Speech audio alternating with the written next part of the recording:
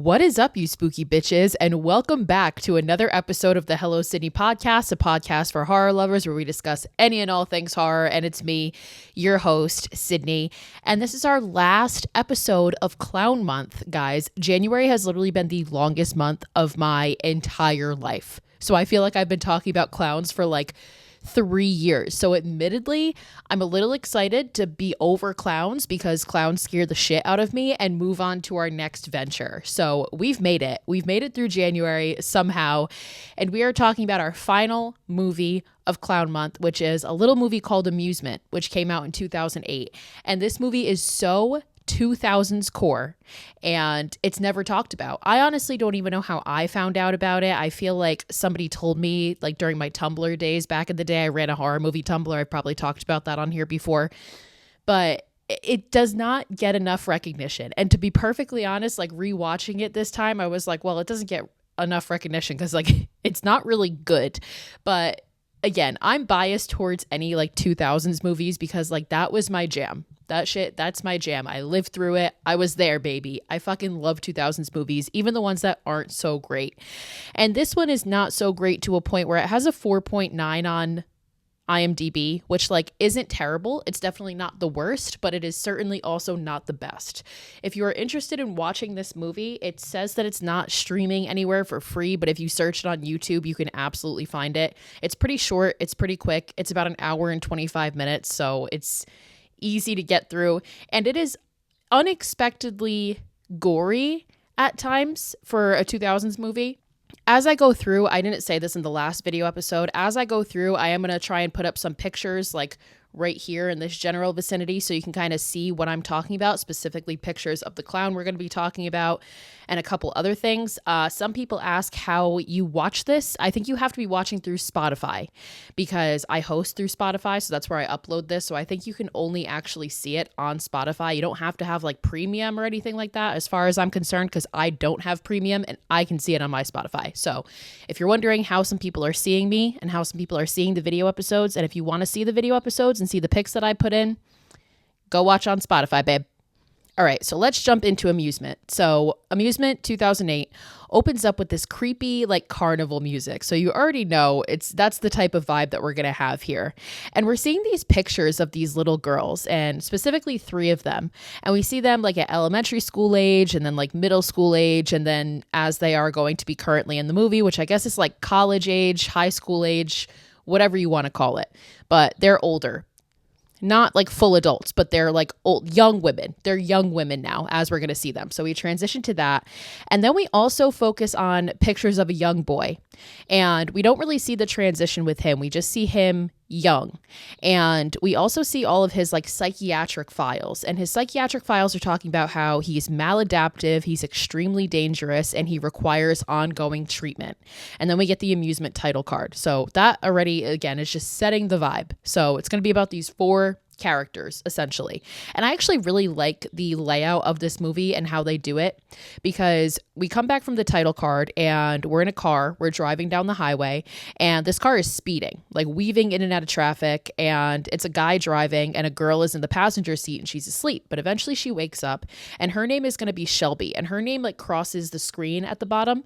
And that's why I say like I like the layout of this movie, because we're going to do this with the 3 main female characters. Like we're going to get a little glimpse of each of them, and we're going to start off with Shelby.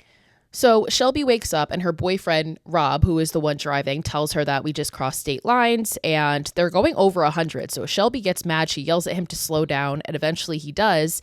And she's like, yeah, I want to get home too, but like we had a shitty weekend, but let's do it safely, okay? And he agrees. He slows down. Actually, this truck ends up driving past them and it gets in front of them, and Shelby was asleep and she is woken up again because she heard the truck beeping or whatever, and she sees the truck in front of them and she sees a car behind them, and she's like, I can't believe you started another one of these, to her boyfriend. And he's talking about how, oh, it's not my fault they found me. Like there's an art to a good convoy. I never knew this was a thing until I saw this movie. I've never been a part of one of these, and I definitely never will be part of one of these after we see how this ends for them. So it turns out he's following a truck and there's another car behind him. So there's 3 of them in this convoy, and the truck eventually pulls off the road to this like dingy old rest stop, and Rob and the car behind him follow. So Rob and the trucker get out of their cars. They like kind of give each other like a head nod. And Rob looks at the other guy in the car behind him and like introduces himself. And that guy's name is Bert. And the trucker just doesn't introduce himself to either of them. Like he kind of wants nothing to do with it. He just goes inside, doesn't speak any words. So Bert and Rob are just having a casual conversation. Where you headed? And Rob tells him that they're headed to Cincinnati. And Bert is like, oh yeah, I'm going in that direction too. But first we got to stop. Kids want their chocolates. Like got to go in and get them some candy or whatever for the rest of this road trip. So they end up all going inside. The three of them are all inside. And as they're inside, Shelby is in the passenger seat still. And she takes a look over at the truck and she sees a girl in the window. She sees a girl in the window looking kind of scared. And she notices Shelby looking at her and she very quickly like backs away. So Shelby can't see her anymore.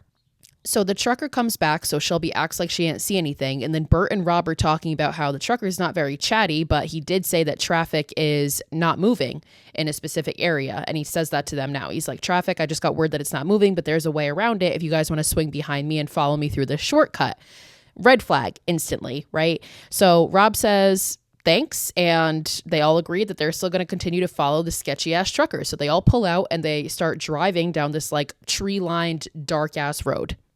So Rob explains this to Shelby, and Shelby's like, he's not alone in there. Like, there's a girl with him, which she doesn't tell Rob immediately. Like, there's like no sense of urgency behind it, seemingly, which like if I saw a girl in a trucker's back seat and like he's acting like he's alone, I'm obviously going to tell him immediately upon getting in the car. But she waits until they're like already following him down this dark road.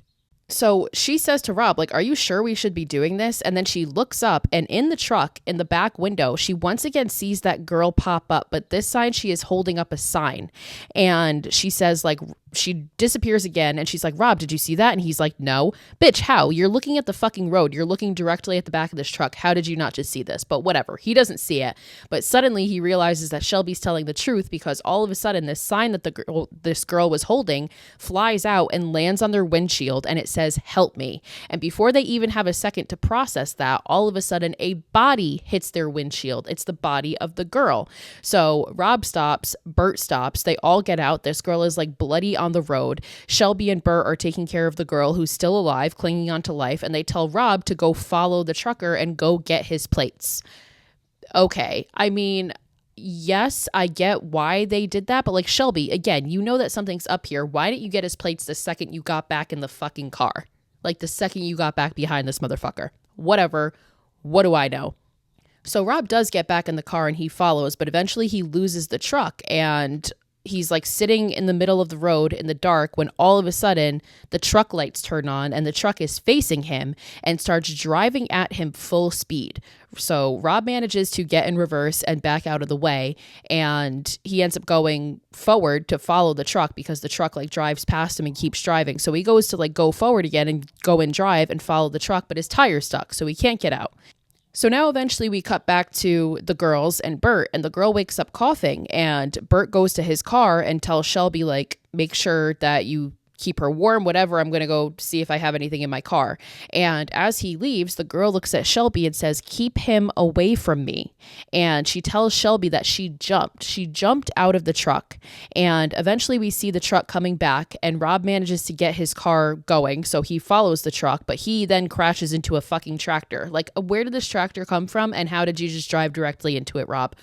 What the fuck are you doing, my guy? These are dire situations. You can't be pulling this type of shit. So Rob eventually gets back, and everybody is gone with the exception of a body in the street. Like, Shelby's gone, Bert is gone, they're like, everybody's gone. Or so we think, because then he gets to the body and he flips it and it's fucking Bert. It's Bert in the street, and he says he came back and he took both of them, talking about Shelby and this other girl. Like, the trucker came back, he took both of them.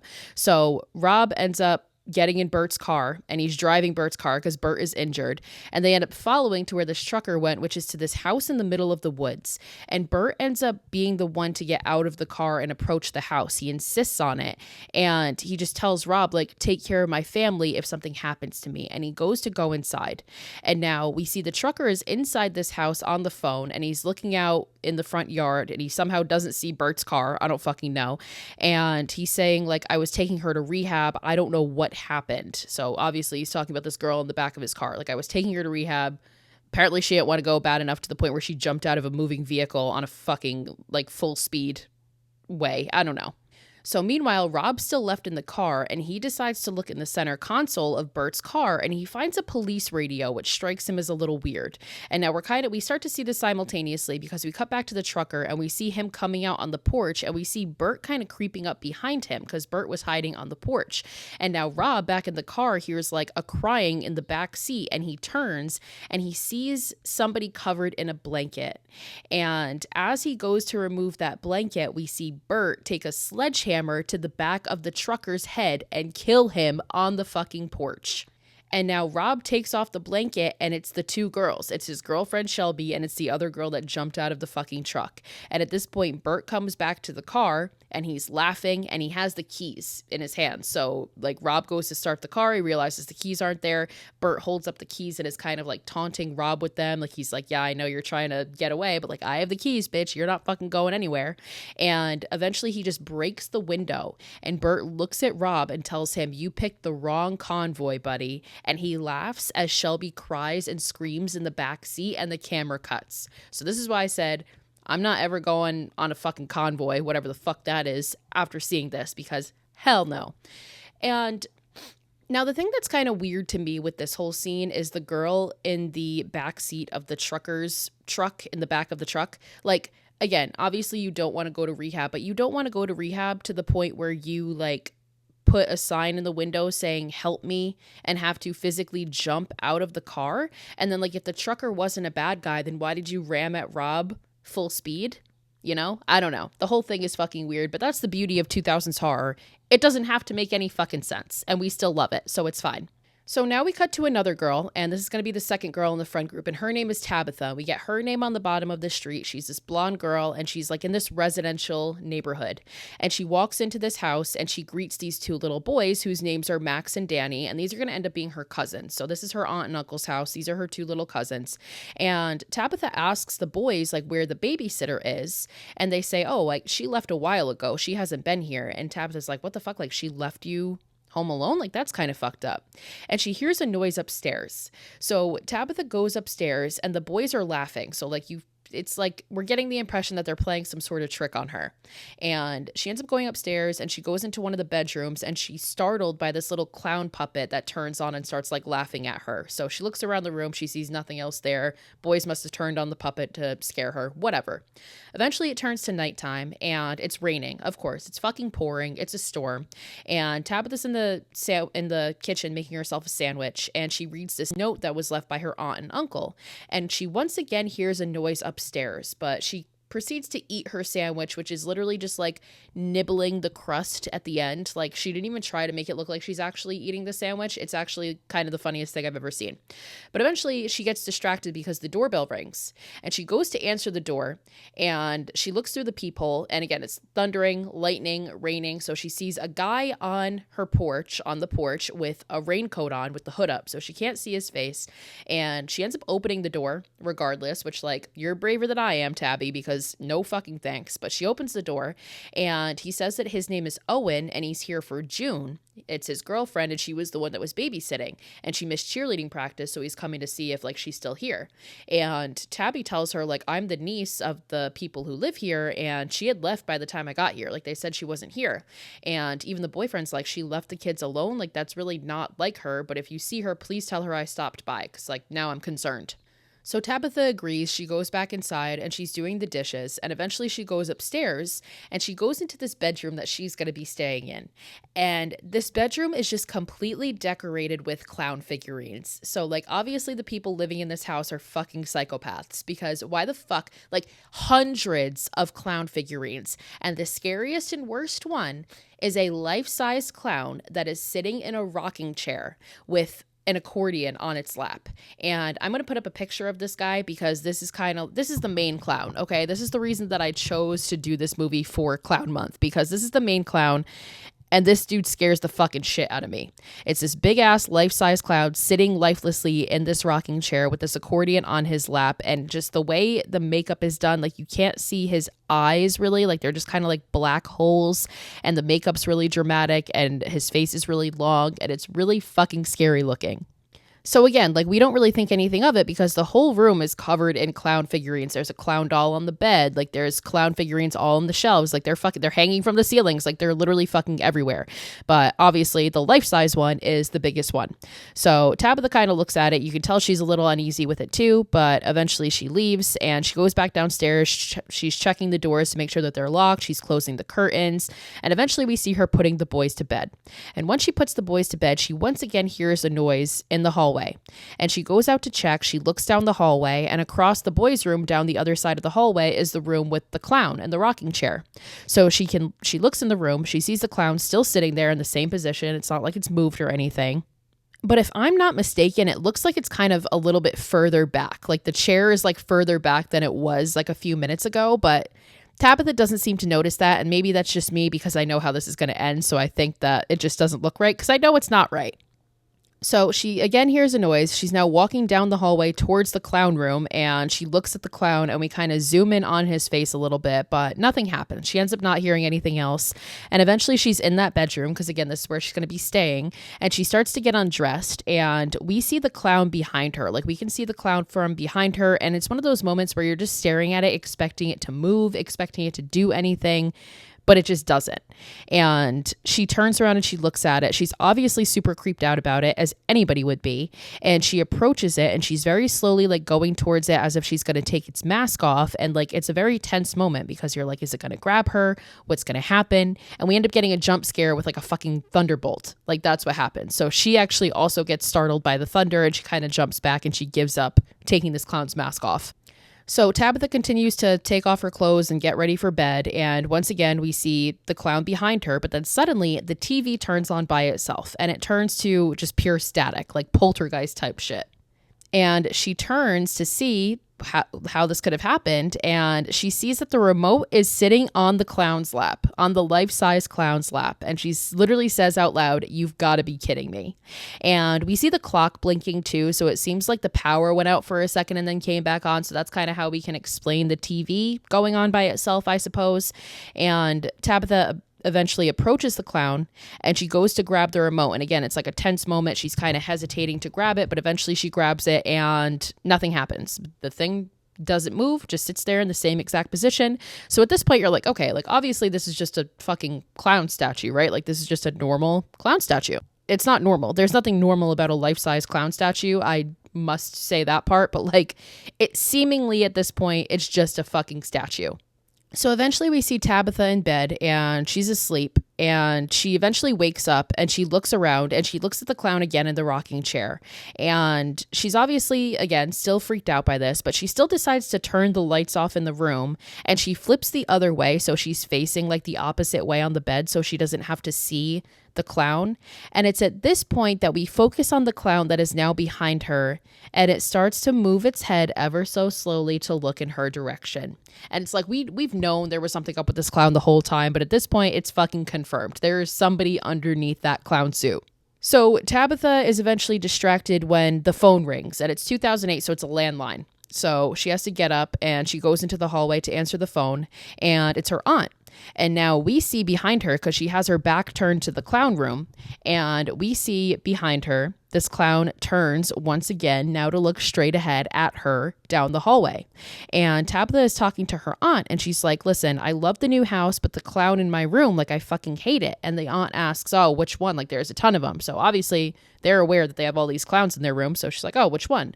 And Tabitha says, "The big one." And her aunt is like, "Which one are you talking about?" And Tabitha says, "Like the fucking life-size one that's sitting in the chair." And the aunt is really confused. She's like, "I don't know what you mean." And Tabitha's still trying to explain about this life-size clown, but behind her, we know this isn't a fucking clown figurine. We know that this is somebody in a clown suit, because now we see the person in the clown suit get up as her aunt is still saying, like, "What are you talking about?" And the clown begins to slowly walk towards Tabitha. And her aunt is telling her, "We don't own anything like that." And sure enough, Tabitha at this moment realizes, and when she turns back, the clown is no longer in her sight and the chair is empty. Clown is gone. So Tabitha panics, she drops the phone, and she runs down the hallway into the boys' room. And now I think this is part of why I love this movie, because I think this was so effective, because obviously this is playing on that urban legend. If you guys have heard that, and if you like grew up around the same time I did, you probably have heard it, because I remember this had such like a fucking grip and such a chokehold on me in like the early 2000s. But it's that urban legend of like the babysitter is babysitting the kids and she's in the parents' room and there's this clown statue that's really freaking her out. And eventually when the dad calls her to check on how everything's going, she says, everything's fine, but do you mind if I put a sheet over the clown statue in your bedroom? Like, it's really freaking me out.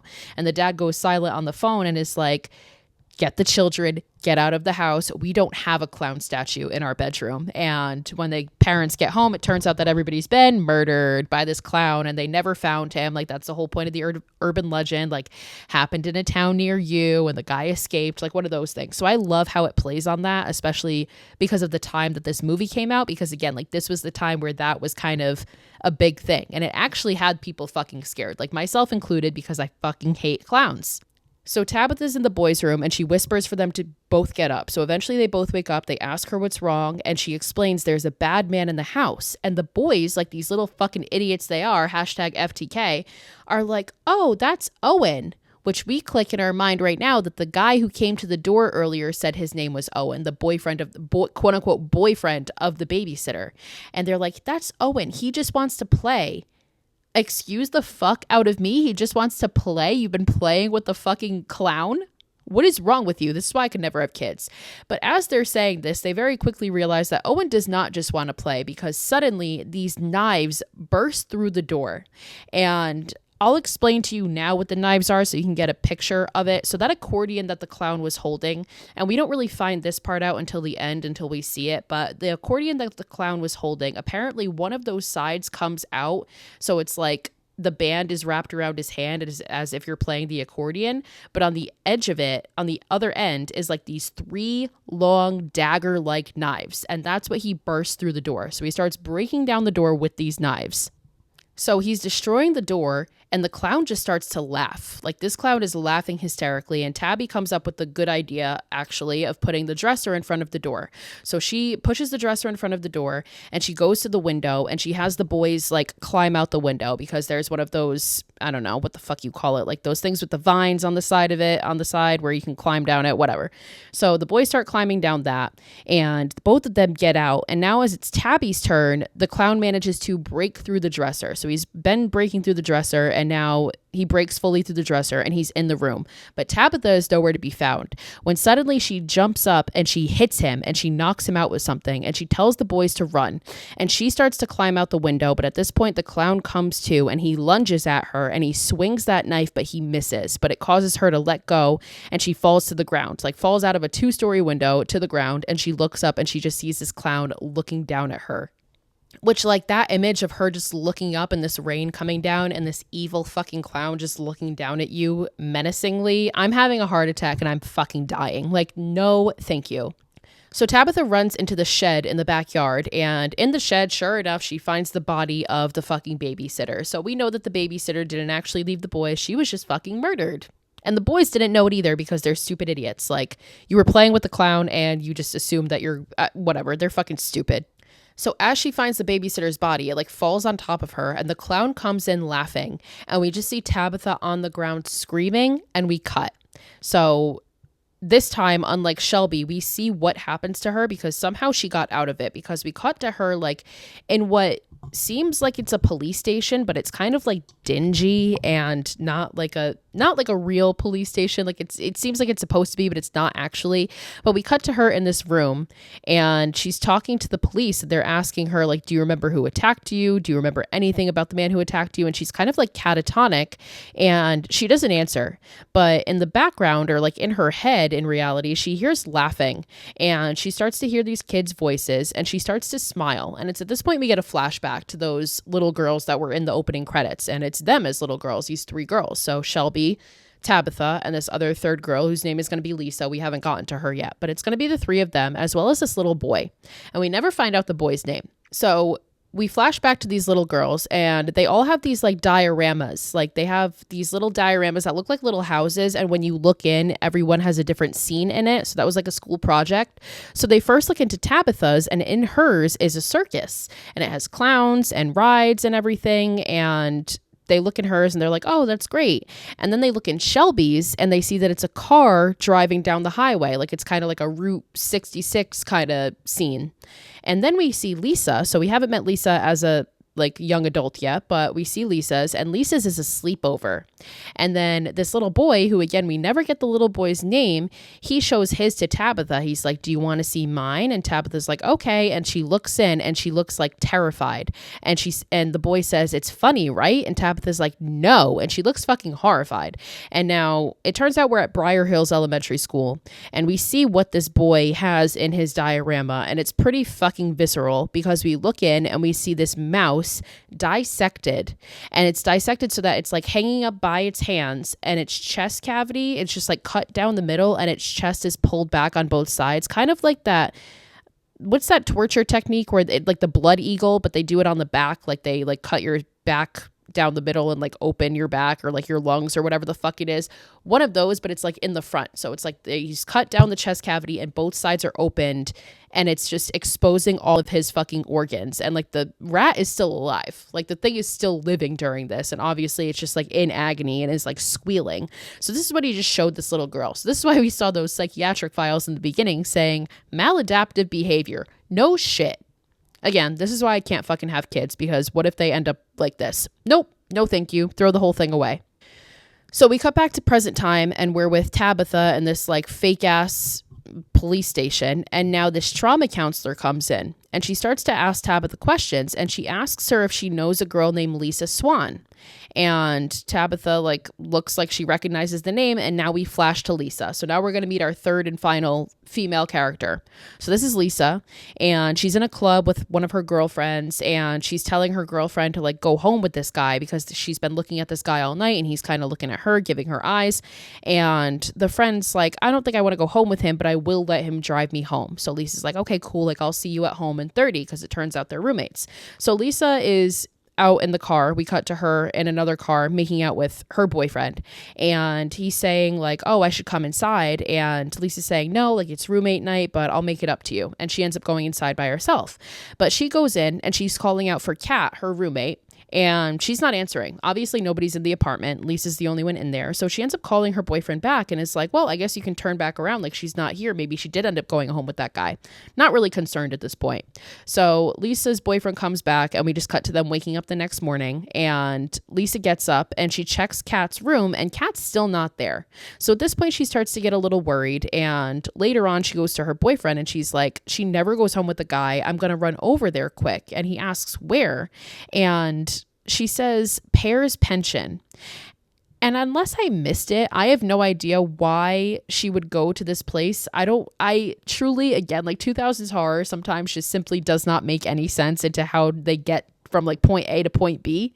Like I don't really fucking get it. So I will be the first one to admit I don't get why this happens. Like, because once she gets to Pear's Pension, which is where she goes to now, it's like this old abandoned like mansion looking building, but apparently it's supposed to be like a hotel or something. So I guess maybe I missed the point where the guy told Kat like, oh, I'm staying at this place, so maybe that's why she went here. I don't fucking know, but regardless, she gets here somehow. So she goes up to the front door and she rings this doorbell, which is quite literally a bell on a string. So she rings the bell, and somebody comes to the door and opens like this slot and just looks through it at Lisa, and he tells her like all the beds are full, and he just closes the thing up, like doesn't give her the time of day. So Lisa's like, what the fuck? So she starts to walk away, but as she's walking away, we see the peephole open again, and whoever is in there is watching her leave. So Lisa calls her boyfriend, whose name is Dan, by the way, and he eventually ends up coming there, and they're talking about how apparently the hotel is full, but like we haven't seen one person come or go, and we've been sitting here for 2 hours. So like there's no way that this place is actually full.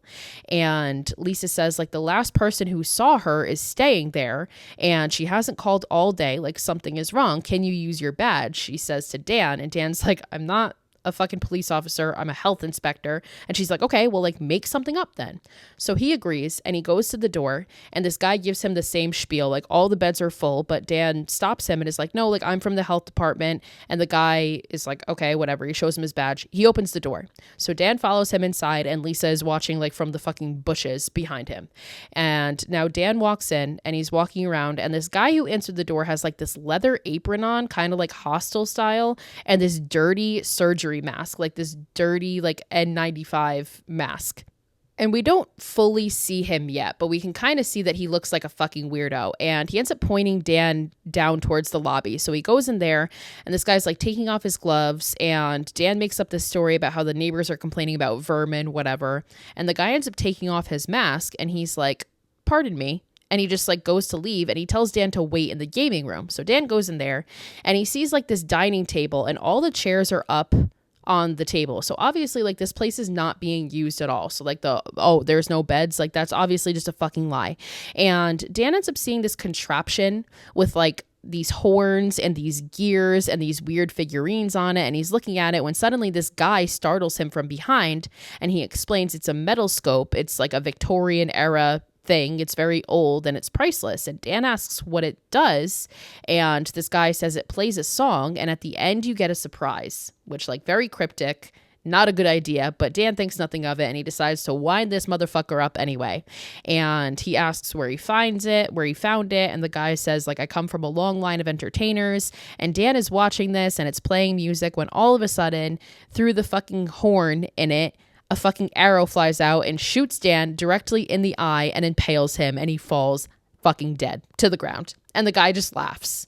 So at this point, we've kind of put together that like this guy is the guy who's been at the center of all this shit, right? So he obviously is in this scenario. He was probably the clown in the last scenario. He was probably Bert in the first scenario. And he was probably the kid that was a fucking psychopath when they were kids and that had all this like psychiatric care.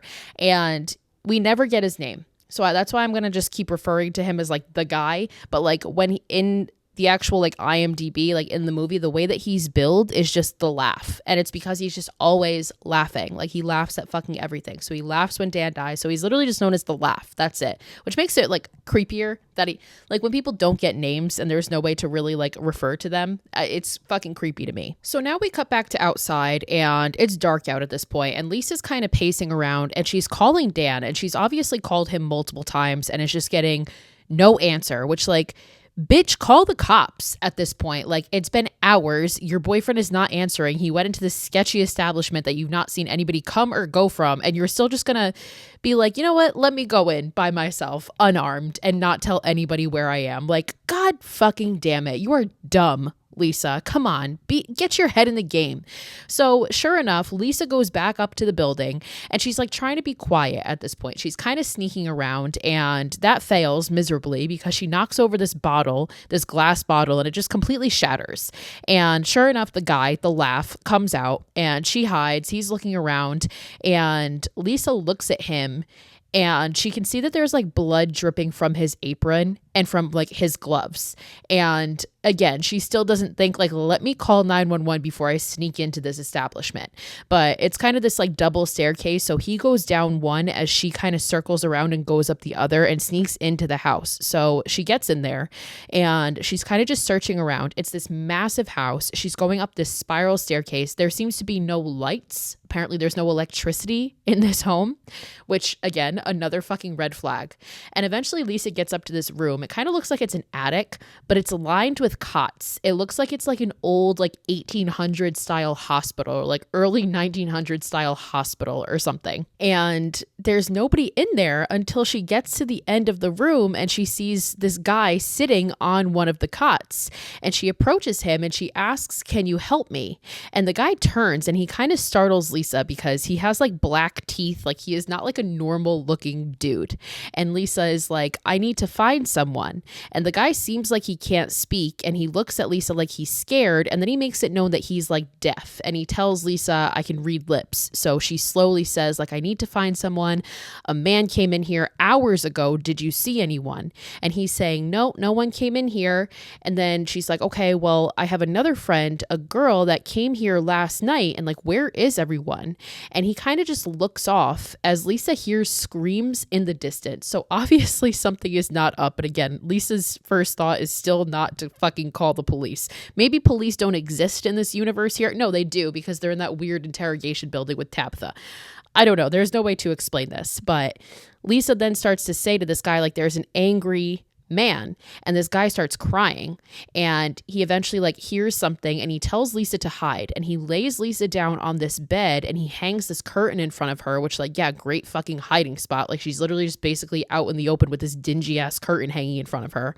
And Lisa decides at this point to pull out her phone, which she still has on her, and still not call the police. She doesn't call the police. She once again calls Dan. Bitch, Dan's gone. Like, call the fucking police. Like, what are you doing?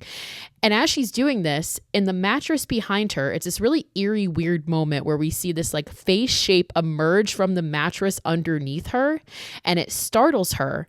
And Lisa jumps up and she pulls back the sheet on the bed, and sure enough, underneath it, she sees Kat, her friend, strapped into the bed, and only her face is exposed. And it's a little hard to explain it, so I'll add a picture of it here, but it's this weird contraption where she's like one with the bed now, and Lisa starts ripping off the sheets off of these other beds and sees that there's also bodies embedded into every single bed, but all of these other bodies are dead. Like, Kat is still alive because she just got here, and Lisa ends up going back to that weird guy and brings him over to Kat, who is like gagged. She can't speak, so she can't really warn Lisa about what's going on, and Lisa's like trying to get the restraints off, but then underneath the bed, she looks under and she notices that the guy who's standing there, his boots have blood on them.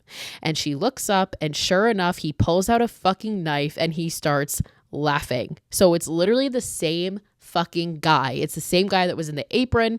It's the fucking Bert. It's the clown. It's everybody. It's the laugh. And once again, he starts that fucking creepy ass laugh that he does, hence why he's named the Laugh.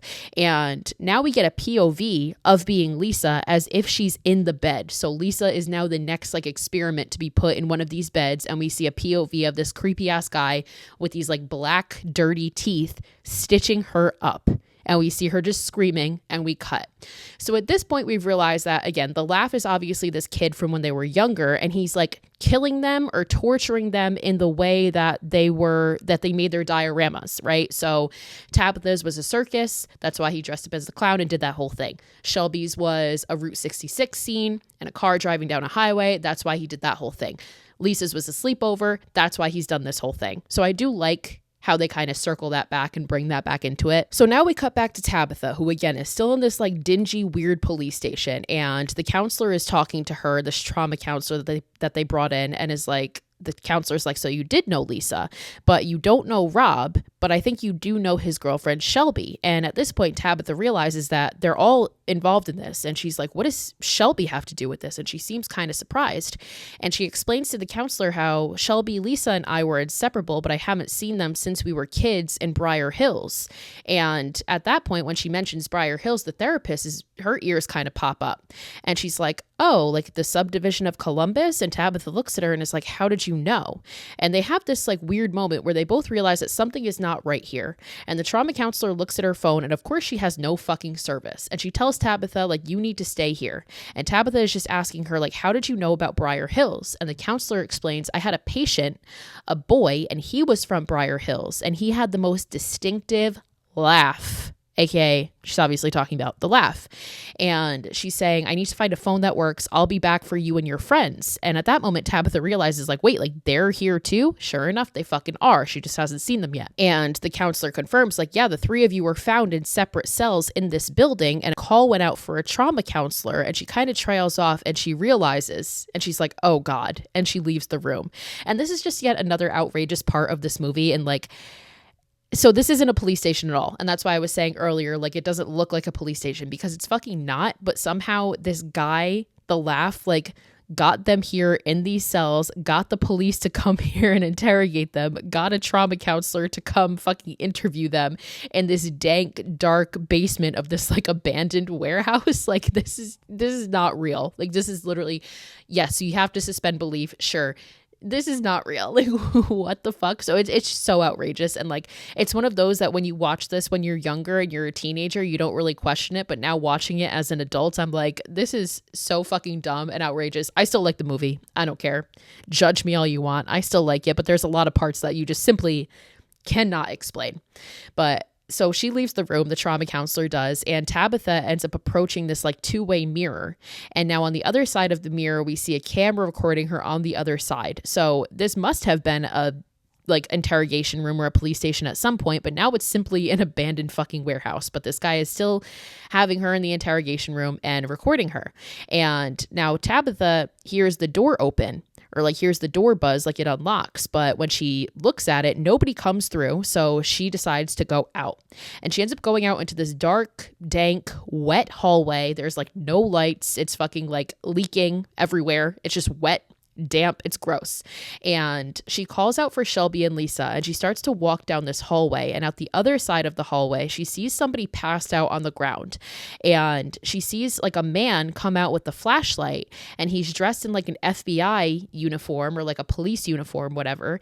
And she thinks it's a cop, obviously. So she calls out for this person and starts running towards them. And now we cut in closer to them, and we realize that the person that's passed out is the trauma counselor. And she's not passed out. She's fucking dead, bitch. She is dead. And the guy in the FBI uniform is the laugh, which we know because he looks up and he starts laughing. And he looks at Tabitha. And at this point, she realizes. So she makes a run for it. And she locks herself in this cell. So again, obviously, this was like a jail or something at some point, because there are like cells in there, and she decides to lock herself in one of them, but it has like two doors. So she locks the front one and then runs out the back one. I don't fucking know, guys. I again, don't ask me to explain this because I simply cannot. But she goes out the back door of the cell, but he runs after her. Like, it's not like she's hiding where she is. Like, he can see where she's going. So he runs right after her, goes through the back door. It doesn't matter.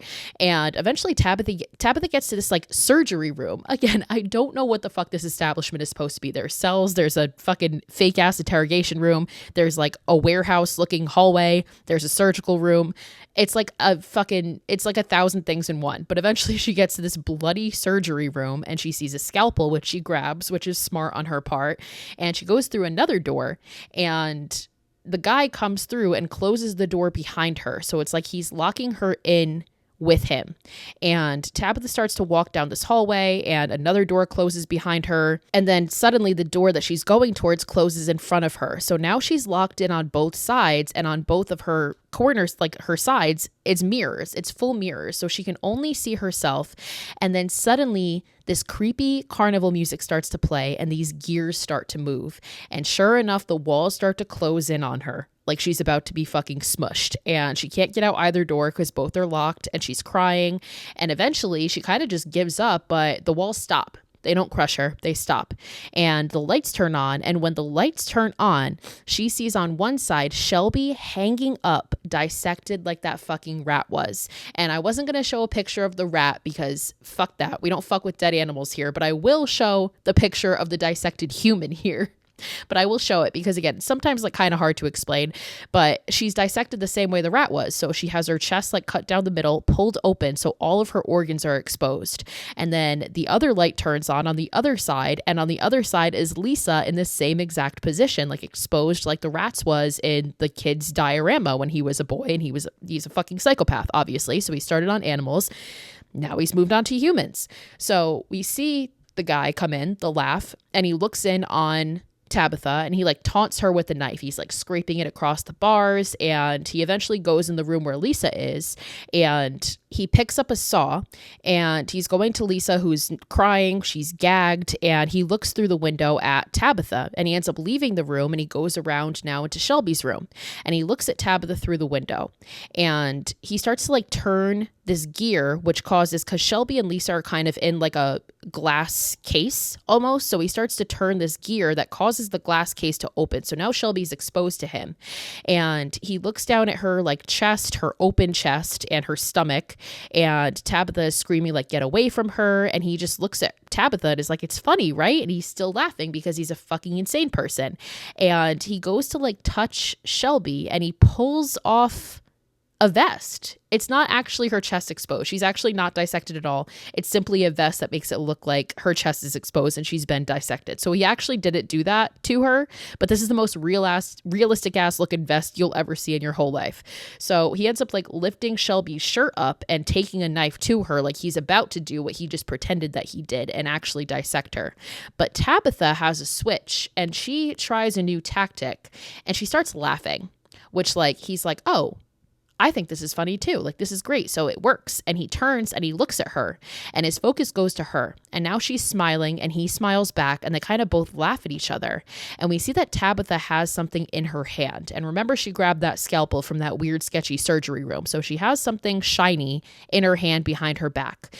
And whatever she does here, it works. It makes him trust her for a second. And he decides to open the window that's between them by turning another gear.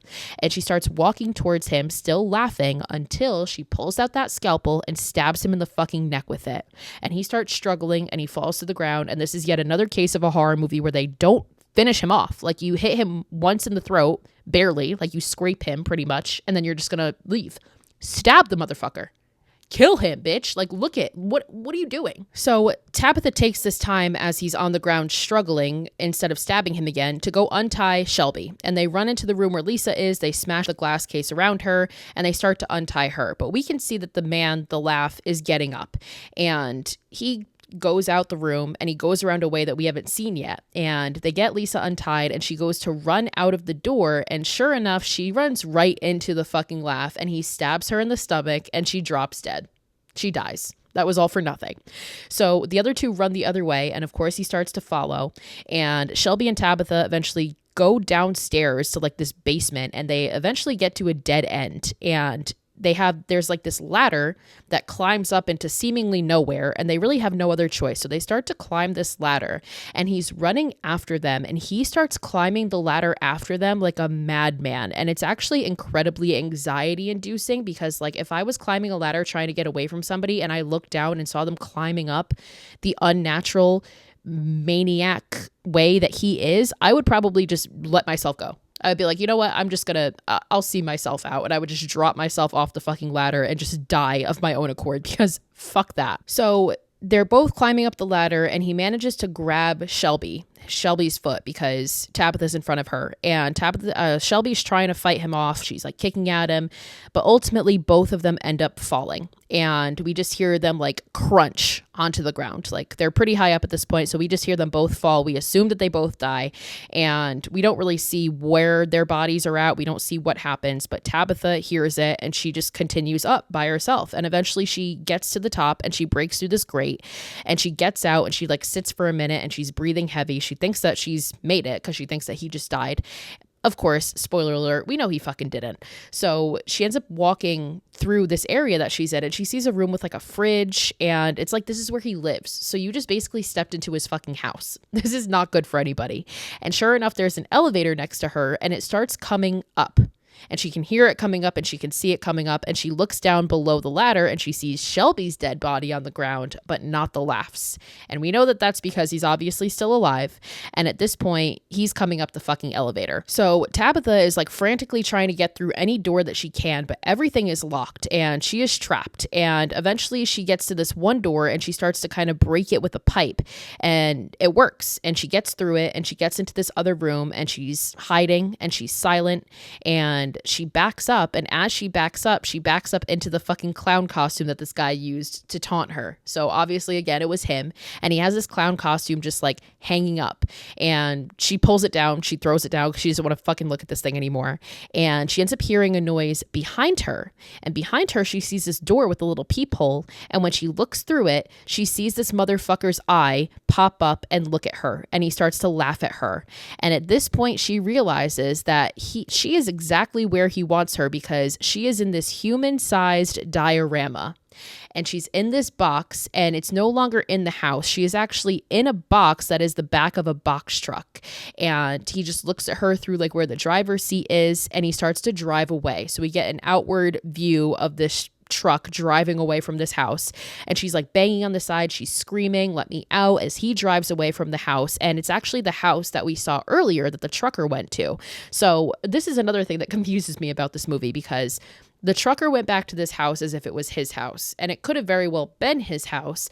But then in the very short time between that opening scene and now, how did the laugh infiltrate this house and create this whole fucked up, like, warehouse out of it? And also, again, that goes back to the fact of, like, how did you get the police and this trauma counselor to come to this house in the middle of the woods? And how did you set it up to look like a police station?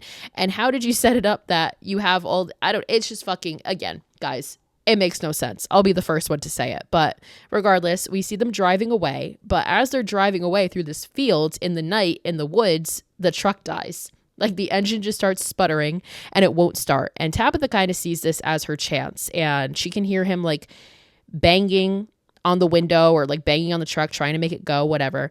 And she looks down and she sees the weapon from earlier, and it's like the knives on the end of that accordion piece. So why he left it with her, I couldn't fucking tell you. Yet another thing of this movie that simply cannot be explained. So Tabitha grabs this thing, the 3 knives, and she looks at the peephole, and she's just waiting because she knows this motherfucker is going to look through, because he's a fucking weird peeping Tom, and he's just a fucking weird weirdo. And she looks through and she waits for him, and sure enough, he pops up with his eye to look at her through the peephole, laughing. And as he does this time, she stabs him with this fucking knife directly through the eye, and she kills him. She like really gets him. Like, this isn't one of those things where it's like, oh, the villain could still come back. He's dead after this, bitch. Like, he might have survived that fall, but there is no way he's surviving this. And she stabs him through the eye. She finally fucking kills him, and she just goes, now that was fun. And now it's never explained how she gets out of this, because like she's locked in there, but then suddenly we just see the truck driving again. So somehow she gets out of the diorama that she's stuck in, and she gets in the driver's seat and she starts driving away. And we hear a voiceover of Tabitha, and she's explaining, for Shelby, Lisa, and I, he was a joke that crossed the line. We made fun of him. He was sent away and we forgot about him, but he never forgot about us. And even though I was the only one to survive, my life will never be the same, and I can't bring them back, and I can't get his laughter out of my head. And the last shot we see is the truck driving away as we hear this guy's laughing echo, and the movie ends. So if you guys are all sitting there and you're like, Sidney, I thought you said you liked this movie and it's so fucking stupid. I can enjoy dumb movies. I can still see the art in it. I can still like it. Like, I think this movie just like makes me nostalgic because it reminds me of, like, again, 2000s horror, which I fucking love. I will be the first to admit this is not a good movie. There is so many plot holes, like probably even more than I've actually even brought up, but I still stand by it. I enjoy it. I think it's fun as hell. And I will actually also stand by the fact that I think this clown might be the creepiest clown there is. Like, let's think about the ones that we've done. We've done Art. Art is creepy for like a different fucking reason, because Art is just so like visceral and brutal, and like obviously Pennywise, there's like a comedic element to him at points. He's terrifying looking. But I think what really gets me about this clown again is that the fucking urban legend point behind it, like that whole, it brought that to life. And for, again, people who grew up at that time when that was a thing, this is fucking scary because you saw it be brought to life. He's definitely not the scariest clown we have. He's a little scrawny bitch. And then we have like Richard Brake being Doomhead. Like, he's way scarier. So he's definitely not actually the scariest clown, but like, he's pretty fucking freaky. And anytime we bring up clown movies, I will always bring up Amusement. I simply cannot not bring up Amusement because, I mean, I think it deserves its place in the clown Hall of Fame for horror movies. Again, even though it has plot holes and it's kind of fucking dumb, even maybe a little anticlimactic at the end. Like, I enjoy it. I enjoy watching it. I have a blast watching it, and I hope you guys had a blast listening to me talk about it. May have lost all my credibility with this one, but that's totally okay. I still enjoy it. Guys, that wraps up Clown Month. I've had a blast doing this. I'm really happy that I started doing like themed months. I think that this is an absolute blast. We're finally going to be in February after literally 7 years of it being January. And since February is Black History Month, I want to do like a Black horror month because that's some of the best horror movies that we have, to be honest. Like, we're going to be talking about like some Tony Todd shit, our Lord and Savior, R.I.P. So we're going to start out with Candyman. So we'll do an episode on Candyman on Wednesday, and then we're going to do some Jordan Peele stuff and People Under the Stairs. It's a great month. I picked what I think are some really great movies. So I think we'll have a really good time with it. So if you guys haven't yet given me a 5-star rating on Spotify, Apple, wherever you seem to be listening to me from, that would be super helpful. And I will love you for fucking ever, even though I already love you forever. Don't tell anybody. But that would be super helpful. Helps push me out into the algorithm, helps get other people to join our little community that we have going on here. So our next episode will be coming out on Wednesday. That will be on Candyman. And until then, you guys know where to find me. It's horror_chronicles on TikTok and Instagram. And until next time, watch more horror movies and stay spooky, my friends.